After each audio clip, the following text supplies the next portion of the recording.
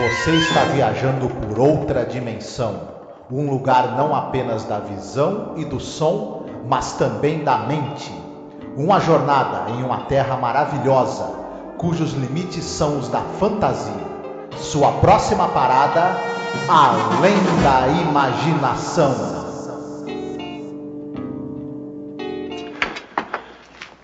What I done to them Yanks, I can do to the whole Union Army. Freeze them all in their tracks. Magic. It is magic. You mean you could do this to the whole Union Army? Could and would. Why don't you, old man? One good reason only.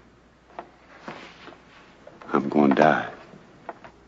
So I ain't gonna be around to do what's got to be done. I'm leaving it up to you. Don't seem right. Like being in league with the devil. That's who you're in league with. The devil himself. Olá, ouvinte! Seja bem-vindo a mais um episódio sobre a série clássica Além da Imaginação. Meu nome é Angélica. Eu sou o Marcos. E hoje nós iremos falar sobre o episódio número 76, no geral da série, episódio número 11 da terceira temporada, Steel Valley. Seria algo como Vale Parado, Vale Paralisado, né? Algo Isso. do gênero, numa tradução livre, né? Como a gente sempre faz, a gente nunca faz a checagem do título em português. Pois é, esse é um episódio dirigido pelo James Sheldon, roteiro do Rod Serling, porém baseado em um conto do Manly Wade Wellman, né? Um conto muito famoso, a gente vai falar sobre esse autor, né? É um daqueles episódios que a gente coloca como um episódio que hoje em dia chamaria de... Veja bem, não é minha opinião, é a opinião de várias pessoas, né? Eu já vi o pessoal comentando, é meio filler, né? Que é um episódio que não tem, assim, o mesmo brilhantismo que outros episódios da série, mas quando você vai buscar o background, ele é tão interessante, né? Que você acaba achando mais interessante pesquisar sobre o episódio do que o episódio em si, já entregando, né, a minha opinião. O que tu acha, Marcos? Eu acho que sim. Se a gente for falar da vida do escritor cujo conto foi adaptado para esse episódio, a história chega a ser mais interessante do que a do próprio episódio. Mas enfim, é uma pena, né? Porque esse cara que é um escritor, o Manly Wade Wellman, tão importante, esse episódio é a adaptação mais famosa de uma história dele para o audiovisual. E não é um dos episódios mais legais, assim, de Além da Imaginação, né? É uma pena. Então, ele é um cara que com certeza tem muita material que poderia ser adaptado para produzir resultados até melhores, mas acabou sendo esse, né? Verdade. E aproveitando que a gente está aqui no começo, né, na sessão de curiosidades e tal, você quer falar um pouco sobre a carreira do Manly Wade Wellman? Conto, na verdade, o título original é The Valley Was Still, né, que é um conto de 1939, que apareceu primeiramente naquela revista Weird Tales, né? O Wade Wellman, ele nasceu em Angola em 1903, é filho de um inglês com uma americana, mas ele foi criado nos Estados Unidos. Logo criança, ele foi para os Estados Unidos e ainda jovem, ele começou logo cedo se eu não me engano, ele tinha estudado Direito, mas ele não seguiu a carreira, acabou se tornando um escritor mesmo. Ele começou a submeter contos, né, histórias curtas para revistas populares da época, como a Weird Tales, e acabou se tornando um escritor muito requisitado ao longo do tempo. Ele trabalhou principalmente com fantasia, ficção científica. Ele trabalhava muito com histórias de viagem no tempo, e depois e elementos do oculto. Ele começou a incorporar nas histórias dele muito dessa coisa do folclore do sul. E aí ele ficou muito marcado pela passagem dele na revista Weird Tales. Essa revista não foi a que ele mais escreveu, com a qual ele mais colaborou. Ele produziu muita coisa para outras revistas, mas a participação dele nessa revista foi muito marcante, porque ela é uma revista muito famosa e todo mundo que participou dela fica marcado por ter publicado nela. E ele é uma coisa engraçada, os escritores, Ray Bradbury, Robert Howard, H.P. Lovecraft, o Manley Wade Wellman e outros, eles tinham uma espécie de universo da revista. Os personagens das histórias de um apareciam nas histórias de outro, situações eram compartilhadas, universos geográficos eram compartilhados entre os vários escritores. A revista tinha uma espécie de universo dela. E ele também contribuiu com isso, emprestando personagens para histórias de outros e pegando personagens de outros autores e colocando nas histórias dele também. Ele teve um outro conto adaptado também no episódio Night Gallery, né, mais pra frente, nos anos 70, e claro que o Rod Serling não ia deixar de adaptar alguma coisa desse cara tão importante, né, no Além da Imaginação. Pena que esse episódio ele não tá entre os melhores e tem algumas mudanças que foram feitas no texto que talvez tiraram um pouco da força do episódio. O final que ele colocou era um pouco mais dramático. Tinha alguns detalhes que talvez no conto dele tinha um senso de drama mais forte, eu acho. E aqui no episódio ficou um pouco diluído. Mas vamos falar sobre isso em breve. Sim, vamos falar sim. É realmente curiosa a história que envolve esse autor e esse conto, né? E é uma escolha lógica, inclusive, o Rod Serling querer ter uma história como essa, né, em Além da Imaginação, e ao mesmo tempo, como você falou, ele ficou preso ao que ele, na verdade, não poderia mostrar, né? Depois também a gente explica, mas ele não é um cara muito dado a colocar coisas gráficas, assim, violência, entendeu? Na tela. Essa história, ela tem violência, né? Violência gráfica, né? Vou até tentar ler o trechozinho para vocês aqui, como foi separado aqui de maneira bem interessante pelo cara do Shadow in Substance. Pois é, cara, então, esse episódio, como eu falei, não é nem que eu tenha gostado muito do episódio, porém é um episódio que tem elementos interessantes. Quem assistiu aquele episódio Eled, que é um dos meus favoritos, sabe? Que é dos astronautas, que eles vão para aquele planeta, que todos estão parados, né? Esse episódio também tem isso, né? Essa questão de pessoas paradas, até é utilizado ali pelo fotógrafo, pelo diretor, fotos, além de filmagem. Tem um negócio que o personagem fica cutucando as pessoas paradas, então também esconde um pouco qualquer movimento incidental, né? Então você vê que é um episódio que ele tem coisas interessantes, a maneira como ele é feito, produzido, com muitos extras e tal, então é legal você assistir, porém não sei, ele falha em várias questões, assim, né? Talvez até de mudança de roteiro, é bem como você falou, a história do autor é bem mais interessante, né? Então, fazer o quê, né?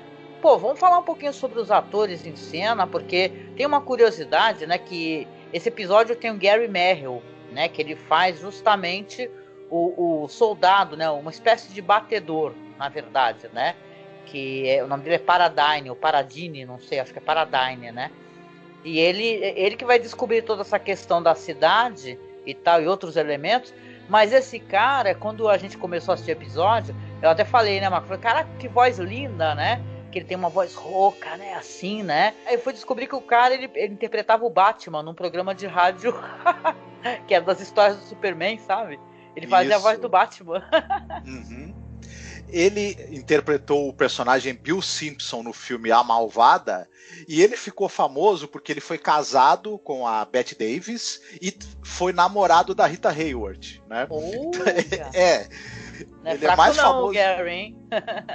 Ele é mais famoso por isso do que, na verdade, por causa... Mas ele tem uma carreira... Linda. Mas ele tem também uma carreira importante no cinema, né? E como coadjuvante, na maioria das vezes, né? E ele tá também em muitas séries de televisão, sobretudo faroeste, séries de policial, séries investigativas, porque ele tinha esse tipo, né? Esse rosto mesmo de homem duro, né? E essa voz poderosa que ele tinha, combinava muito com personagens vilões, bandidos ou pistoleiros, enfim, ele tinha um tipo para isso.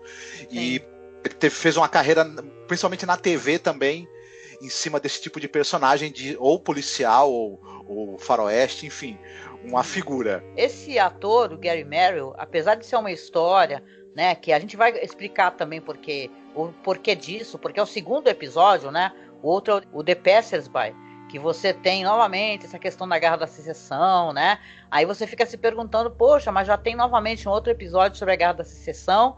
E você vai entender, se você analisar a época que o episódio sai, que é em 61, né, 1961, era o centenário da Guerra da Secessão.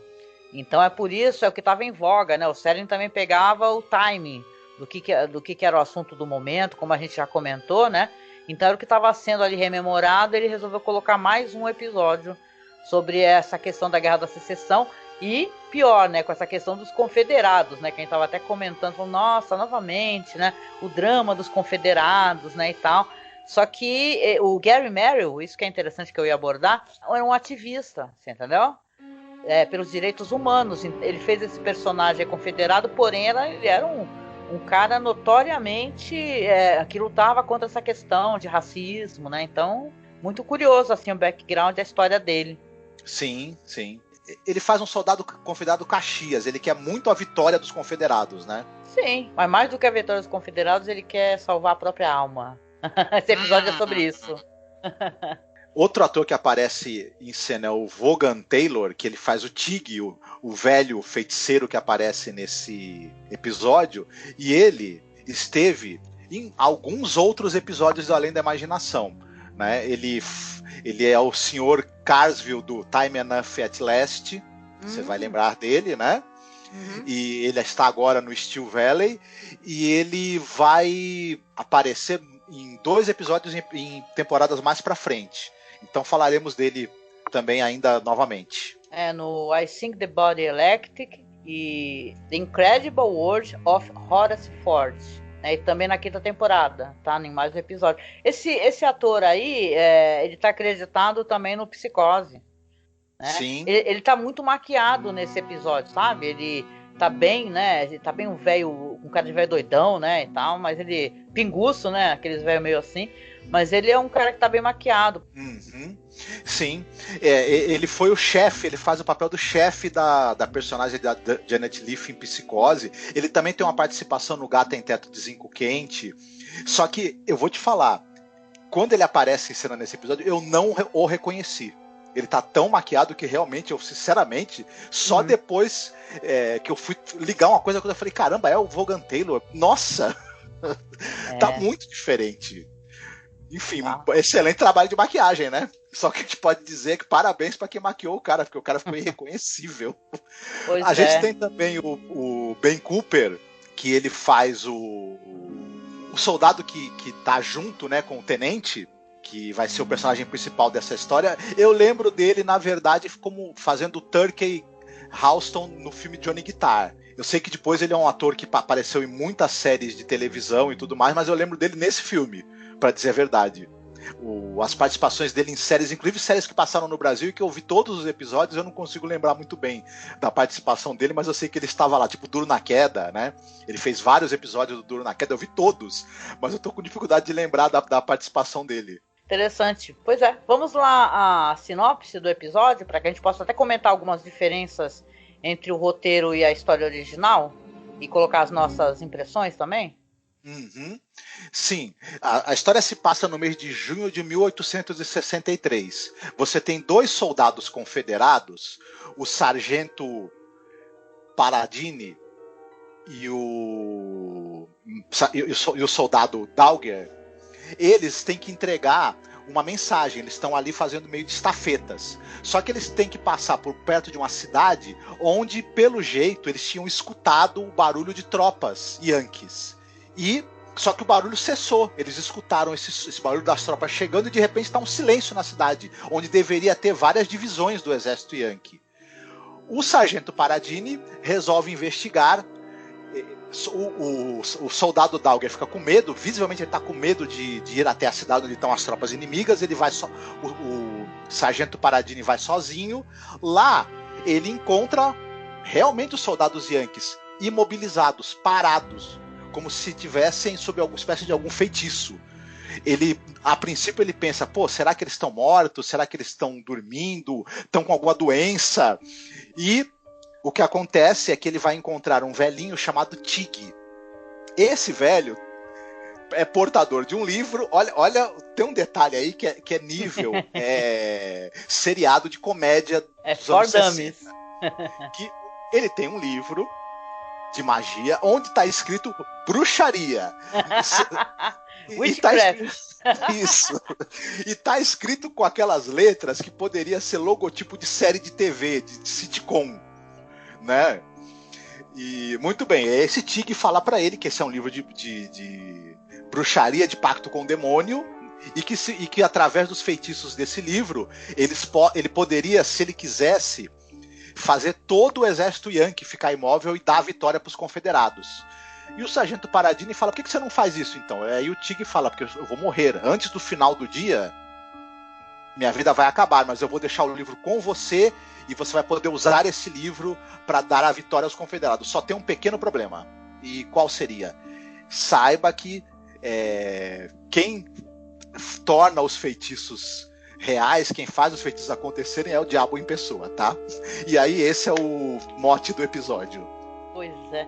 E é uma coisa meio engraçada, né? Porque quando o Paradini chega na cidade, vê os caras parados, ele começa a gritar, né? Eu começo a dar ordens, né? Fala assim: você está preso, negócio assim, né? Fique parado. Não, ele não fala fique parado. Mas ele fica assim, sabe? Ele não está entendendo o que está acontecendo, ele fica dando ordens e tal. E aí que, na verdade, o Tig aparece, né? Cai um vaso assim, cai no chão, e o Tig aparece e começa a conversar com ele. Mas ele acaba ficando engraçado, né? O que você tem em Elid, que é uma cena muito parecida, né? Que tem na época, eu lembro quando a gente gravou, eu até falei que lembrava aqueles tablôs, né? Aquelas imagens que as pessoas fazem emulando quadros e cenas, né? Então você tem isso daqui aqui também de uma maneira, inclusive, muito bem feita. Se é pra gente elogiar o episódio, é muito bem feito dessas cenas, o pessoal parado, porque é difícil, né? Quando o Paradini o Tig faz o feitiço nele, você vê que tem uma foto, né? Não é filmagem, né? E eles misturam isso daí, né? Tanto que ele fala, olha qual recurso interessante, né? Ele fala assim: eu só coloquei um pouco do feitiço em você, não coloquei totalmente, porque aí o olhinho dele vai se mexer, né? Que uma hora, você tá entendendo o que eu tô falando? Aí pisca o seu olho, aí ele vai piscar o olhinho. Então acaba sendo um pouco engraçado, na verdade. Essa questão toda dessa temática da Guerra da Secessão, né? Como a gente falou, é uma questão muito... A gente tem que mencionar isso, gente. É uma questão muito problemática, né? E tal, né? É uma questão sempre a ser analisada, assim, e claro, por uma perspectiva atual, né? Porque tinha isso, né, Marcos? A gente conversava sobre isso, né? Os caras, eles fazem essa espécie de material mostrando o sofrimento do povo sulista, né? E tal, o quanto, né? Tanto que o Tig fala assim pro Paradini, fala: os caras chegaram aqui, o exército da União, né? Destruindo tudo, e eu então resolvi começar a agir, né? E é bem que você falou, né? Realmente ele acaba falando para ele que vai morrer, né? E oferece a ele então a possibilidade de fazer essa magia, porém em troca da alma dele. Por sinal, escreveram o nome do cara errado, né? No episódio, né? Isso aí é uma sacanagem fodida, né? Porque o nome do autor é Manly Wade Wellman. Aí escreveram o nome dele errado, Manley, né? E daí ele diz que sempre acontecia isso com ele ficava bem puto, né? Mas o que eu tava comentando com vocês sobre essa questão da história original e da adaptação?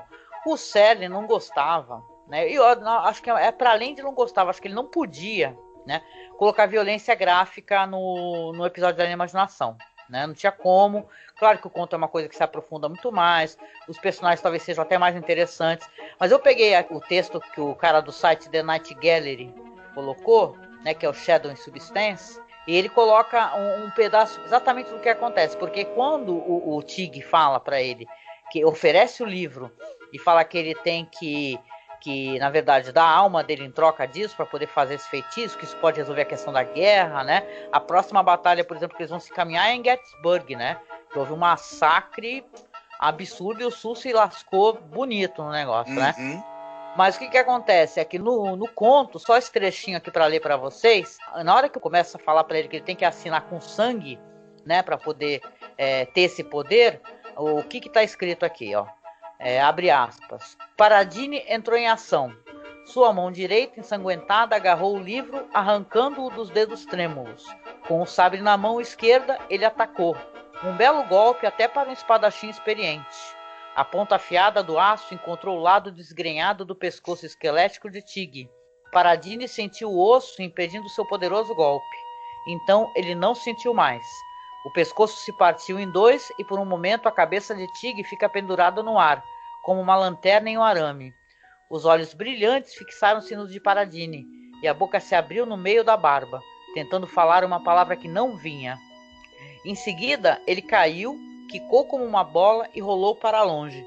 O tronco sem cabeça estava sobre os pés apoiados, desmoronando lentamente. Paradini se afastou dele e ele desabou nos degraus da casa. Então, você vê, assim, pelo conto, que era sangrento, né, o conto, né, que o autor escreveu, né? E é claro que é uma adaptação, assim, muito mais family friendly, né, do Rod Serling, se é que dá para falar isso sobre a Guerra da Secessão, né?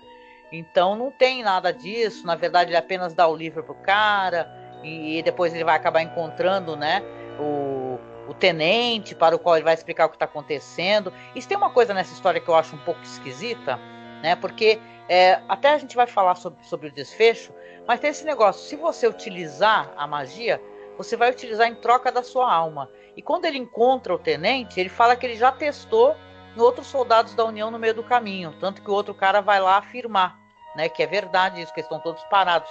Outros soldados já, entendeu? Então ele já vendeu a alma dele, entendeu? A alma dele já tá comprometida, não é verdade? Uhum. Sim, e tem uma coisa que você falou que tem a ver com esse final também do episódio, que uma das coisas que eu achei mais fraco foi justamente a solução final e a maneira como ela foi apresentada, porque é exatamente o que você falou. Eu não quero renunciar a Deus, mas se eu já usei o feitiço e é feito pelo demônio, eu já renunciei. Não preciso falar, eu já vendi a alma. Então, né?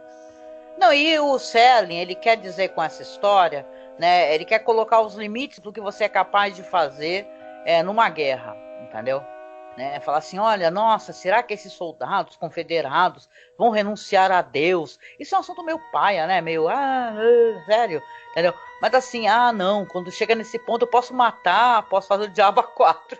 Eu só não posso usar magia e perder a minha alma, entendeu? É meio assim, né? O caldo já entornou, né? Então a merda já tá, com perdão da palavra, né? A merda já está voando, né? É uma expressão que a gente usa por aqui. Então você, cara, a próxima batalha, como eu comentei, é a Batalha de Gettysburg, pela qual eles vão no final, né? Aí vamos contar o desfecho, né? Porque aí a gente já pode abordar até outros assuntos, né? Quando ele vai retornar, o Paradini volta, como eu falei, com o tenente, né, e tal, e outro cara confirma, aí começa uma luta corporal, né, os caras acreditam, né, botam fé mesmo no bagulho, não, vamos deixar todo mundo congelado, estátua, né, porque vamos acabar com a guerra, né, mas ele fala, não, e a nossa alma, não sei o que e tal, e entram numa luta corporal e o livro vai acabar no fogo, numa fogueira, né, e aí no conto original, por sinal, quando o livro é queimado, tudo volta ao que era antes, inclusive. Não mostra isso no episódio porque não dá tempo. Mas volta tudo como era antes. Os caras vão voltar a se movimentar. No final do episódio, eles tristemente vão partir pro destino deles, que a gente já sabe qual que é, né? Que é o destino que a história já contou, né? Sim. Mas é aquele episódio que você fala assim, esse episódio ele veio depois de The Midnight Sun, né? E aí você fica pensando, caramba, parece que gastou energia no The Midnight Sun e pegou um conto e fez uma adaptação que não acho uma boa adaptação. Eu acho que é engraçado que esse episódio ele tem muitas coisas legais nele. Esse negócio de você ficar observando as pessoas paradas, que isso é difícil, né? As pessoas naquele meio movimento, quando você está levantando um saco, por exemplo, né? Então é interessante, cara. Mas falta nele uma conclusão, uma coerência que talvez no conto, isso daí eu não li o conto, tá? Mas no conto talvez seja um pouco melhor, com toda certeza, né? Que o conto é muito notório desse autor. O conto, ele, como você mesma falou, ele tem elementos mais violentos e que isso funciona para trazer essa coisa do horror da guerra. Ele tem essa coisa que o personagem, a tropa dele é massacrada, só ele sobrevive e ele fica depois tentando contar para as pessoas o que aconteceu e as pessoas, ele fica velho, né? E as pessoas consideram ele um velho louco. Ele termina abandonado, sozinho e considerado como louco. Então tem uma carga dramática mais interessante, eu acho. Agora eu concordo com você. O Jamie Sheldon, que é o diretor do episódio, ele é muito habilidoso. Ele dirigiu, por exemplo, Long Distance Call, It's a Good Life, excelentes episódios da série, né? E ele constrói essa tensão entre os dois soldados ali no começo muito bem. As cenas em que ele encontra depois os soldados Yankees paralisados também são muito boas. Eu acho que a coisa começa a descambar um pouco quando aparece o personagem do velho com o livro. E aí começa a rolar umas coisas, começa a ter até uma espécie de humor involuntário, e esse dilema moral não convence. O que deveria ser o centro da coisa fica meio assim, uma tentativa forçada de convencer a gente de que há uma grandeza moral nesses soldados, que eles iriam preferir a morte a fazer um pacto com o demônio. Tipo assim, né? Você, na Guerra da Secessão, que a gente já tem tantos relatos e tem tanta produção interessante, inclusive mostrando essa questão do Sul, né? Quanto eles foram sofredores e quanto eles padeceram, né? Mas, porra, tinha estupro, morte a dar com pau. No Sul eram escravagistas. Porra, não foi, tu tá com medo de perder a alma porque tu vai fazer um encanto no livro, né? A quem que tu quer enganar? Exatamente. Ai. Pois é. Eu vou te perguntar, a gente tá chegando no final aqui, né? A gente, claro, ainda tem várias coisas que a gente vai comentar, vamos recomendar filme, mas o ponto alto e ponto baixo do episódio, Marcos? Pra mim, o ponto alto é o momento em que o personagem chega na cidade e vê o exército Yankee paralisado. É uma grande surpresa, muito interessante. E pra mim o ponto baixo depois é a conclusão. A solução ali, a virada final, eu acho que ela é meio... A mim não convenceu muito. Pra mim é a mesma coisa, gostei desse negócio, desse esforço em mostrar as pessoas paradas. Gostei da interpretação do Gary Merrill, tá? Fazendo Paradine. Achei que é maravilhoso. Que voz, hein, cara? Que voz incrível. Gostei de pesquisar sobre o autor mesmo, de verdade. Fiquei curiosa de poder ter acesso a esse material, né? Inclusive tem uma versão, né? Para quem gosta de... A gente sempre faz essa recomendação para vocês, né? A versão para rádio, ela é muito maneira e é interpretada pelo Adam West, né? Olha lá, outro cara com uma voz maravilhosa. Eu acho que é até interessante a gente citar uma última curiosidade que eu esqueci de falar quando a gente estava falando do autor, mas eu vou falar rapidinho. A gente tá em alta aí o personagem do Shazam, né? Saiu o filme recentemente e tudo mais, e o Manly Wade Wellman, ele trabalhava com quadrinhos também. Ele chegou a escrever roteiros pro Spirit, não creditados, enquanto o Will Eisner estava na guerra, e ele trabalhava na Fawcett Comics. A Fawcett Comics tinha criado o Capitão Marvel, que era uma cópia sem vergonha não, desculpa, até que o personagem é interessante, né, do Superman. E a editora do Superman na época processou a Fawcett Comics, e justamente o Manly Wade Wellman foi testemunha no julgamento, e no julgamento ele falou: realmente a gente copiou o Super-Homem. Por conta do testemunho dele, a Fawcett perdeu o processo, foi obrigada a interromper a publicação do personagem, do Capitão Marvel, do Shazam, e mais pra frente os direitos foram vendidos pra DC Comics, e por isso que a DC hoje tem o Shazam no seu quadro de personagens, graças em parte ao testemunho que o Manly Wade Wellman deu no processo. Pois legal. Interessante, né? Interessante. Eu sei que ele tinha... A história dele é muito rica, sabe? Não deu nem pra gente falar muito sobre ele. Mas ele era um cara que ele tinha aquela Carcosa Press, né? Ele tinha uma editora, né? E depois o Richard Matheson fez, junto com outros autores, uma coletânea de contos, sabe? Dele. Então, tem muito material aí pra quem, sei lá, sabe ler inglês, consegue procurar download aí desses, né?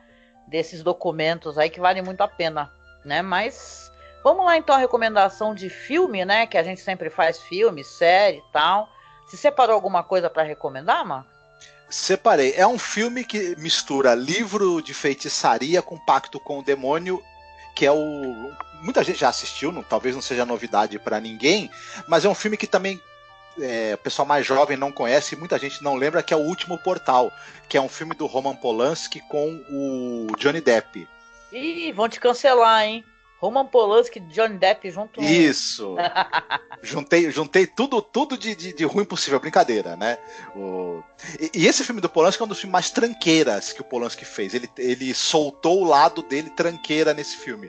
Ele tinha feito aquele terror muito sério, muito contido e maravilhoso que é o Bebê de Rosemary. E ele acho que resolveu depois fazer um outro filme de terror de pacto em que ele chutasse o pau da barraca, né? Metesse o pé na jaca né? Do sobrenatural mais cara de pau. E ele fez esse último Portal com o Johnny Depp. É um filme divertidíssimo, né? Não diria que é um grande filme, tá longe de ser um filme que tem a sutileza que costuma caracterizar o trabalho do Polanski, mas é um filme bacana, sobre um livreiro que tá atrás de um livro que teoricamente traria poderes ocultos, e claro que a coisa não vai acabar bem, né? Como não pode acabar em filme de terror em que alguém tá atrás de um livro maldito, né? Tu se identificou, né? Que tu é livreiro, né? Tu seria capaz de ir atrás de um livro assim amaldiçoado e famoso? Dependendo de quantas pessoas estivessem dispostas a pagar por ele, eu iria. Ih, aí, ó, já tá com a alma comprometida, viu, gente? Esse filme é legal, cara, eu gosto desse filme. Inclusive a esposa dele, né? Trabalha no filme, né? Aquela atriz linda, né? Do Lua de Fel, né? A Emanuele Senher. É, maravilhoso. Esposa dele até hoje, né? Tá lá, ele tá em prisão domiciliar e tá bem acompanhado.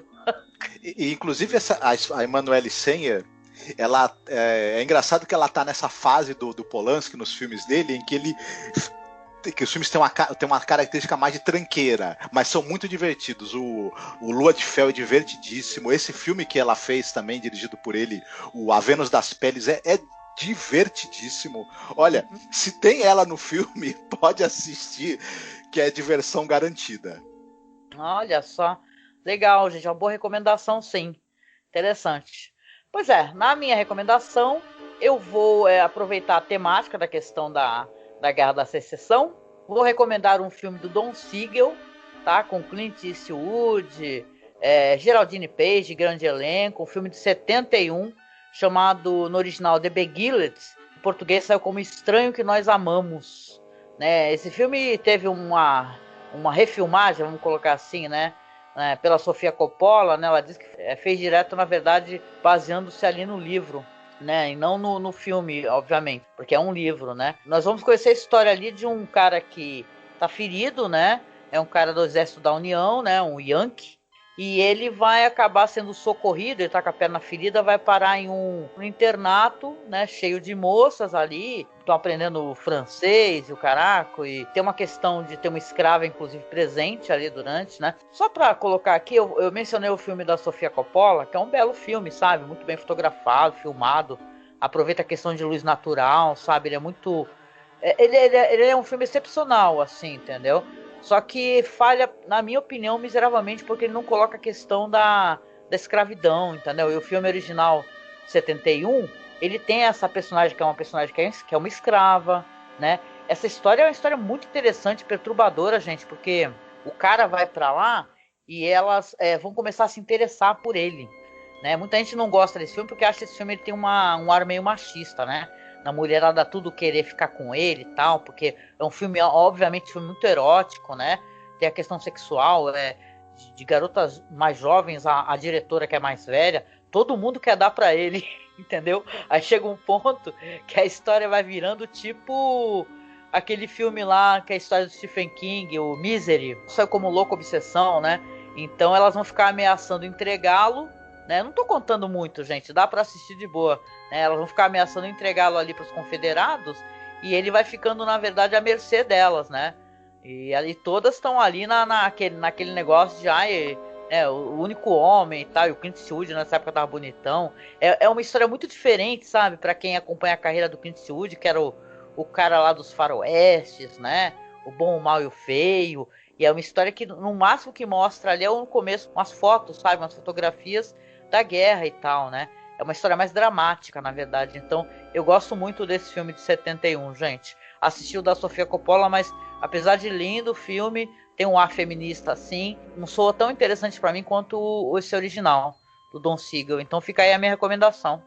Eu gosto demais desse filme. Ele faz uma inversão muito interessante porque Não é a mulher que é o objeto de desejo do homem e que ele tenta tê-la para si como uma coisa. Ele inverte isso, né? Ele vira o ser objetificado e a tragédia vai se desenrolar a partir disso. É bem interessante esse filme, eu acho bacana mesmo. É cínico, né? O Don Siegel, ele tem um cinismo na abordagem dele que acaba não tendo o mesmo grau de cinismo no filme da Sofia Coppola, que também, como você falou, também é legal, né? Não deixa de ser bom. É bonito o filme. Mas eu gosto mais do original, ele tem esse ar mais profano, sabe? Mistura sexo com o sacro, né? Com o sagrado, né? É muito interessante, muito interessante. Quem não viu ainda, se tiver curiosidade, assista aí e conte pra mim o que você achou, cara. Como vamos lembrar que o internato é no sul, né? Porra, tem essa narrativa aí que tem uma mulher negra escrava ali. Então, porra, retirar isso pra mim da história é terrível. Né? Isso foi logo de cara uma das coisas que eu não gostei do filme da Sofia Coppola, entendeu? Pra mim é importante ter essa temática justamente por ser no meio da Guerra da Secessão, cara. Entendeu? Mostrar o que esse pessoal defende, o que eles gostam, na verdade, né? E por que tem essa tendência à violência, né? Então, interessante. Fica aí a recomendação. E aí, Marcos, você escolheu uma música para tocar no final do podcast?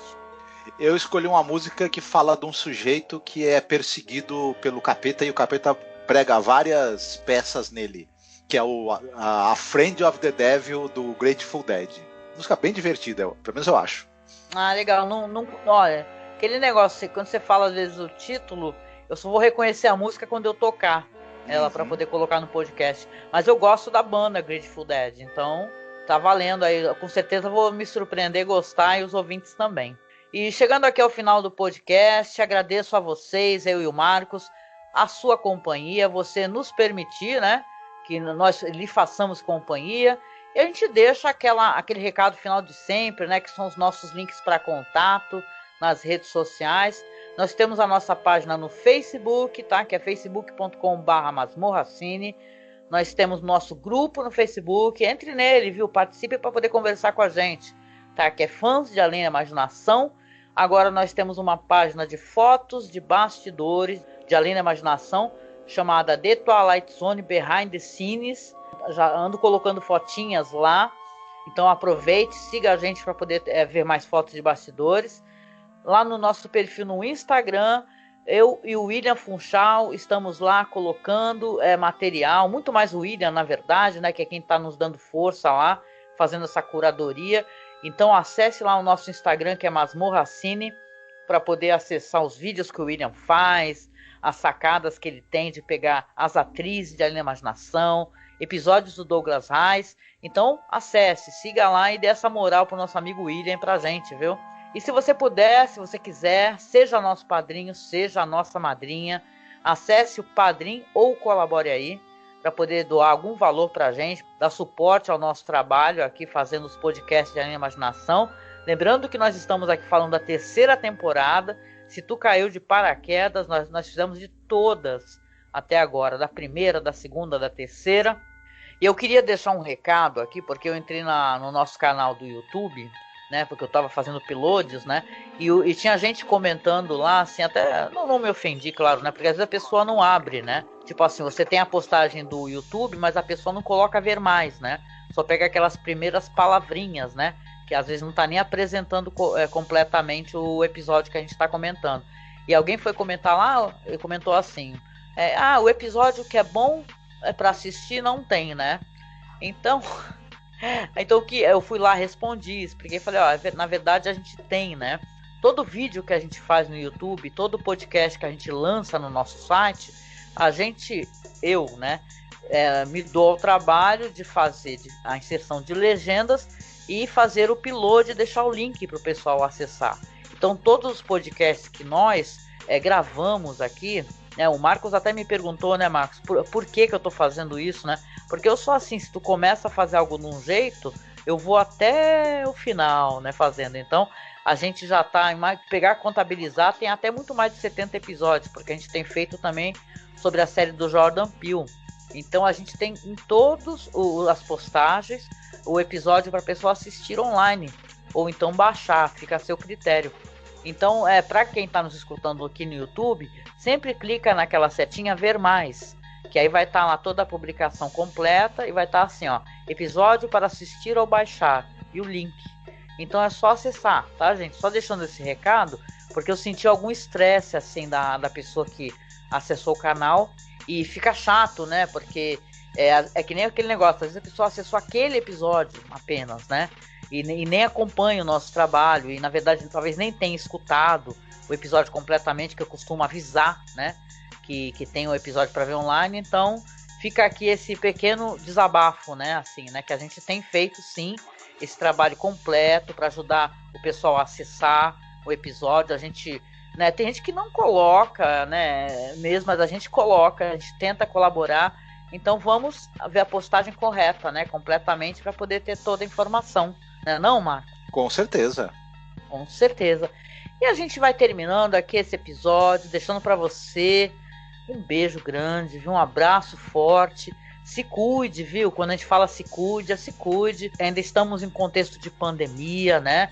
A vacina, ela tá vindo, mas tá vindo muito devagarinho. Então vamos nos cuidar, manter o distanciamento social, cuidar dos nossos parentes que nós amamos, né?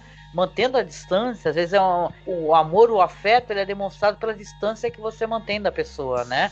Você não quer fazer com que ela seja atingida pela doença, né? Então a gente deixa aqui um beijo, se cuide, viu? Cuide dos seus, e a gente se encontra no próximo podcast da Linha Imaginação. Fiquem bem, se cuidem. Beijo, tchau, tchau.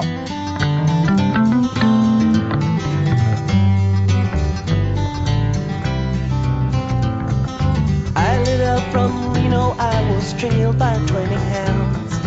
Didn't get to sleep that night till the morning came around.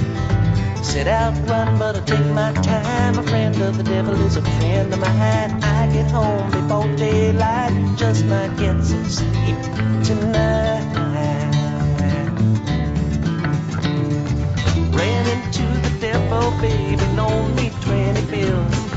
Spent the night in Utah in a cave up in the hills. Set out running, but I take my time. A friend of the devil is a friend of mine. I get home before daylight, just might get some sleep tonight. I ran down to the levee, but the devil caught me there. He took my $20 bill and it vanished in the air. Set out running, but I take my time. A friend of the devil is a friend of mine. I get home before daylight, just might get some sleep tonight. Got 2 reasons why I cry away each lonely night. The first one's named Sweet Anne Marie, and she's my heart's delight. Second one is prison baby, the sheriff's on my trail. And if he catches up with me, I'll spend my life in jail. Got a wife in Chino, baby, and one in Cherokee. First one says she got my child, but it don't look like me. Set out running, but I take my time. A friend of the devil is a friend of mine. I get home before daylight, just might get some sleep tonight.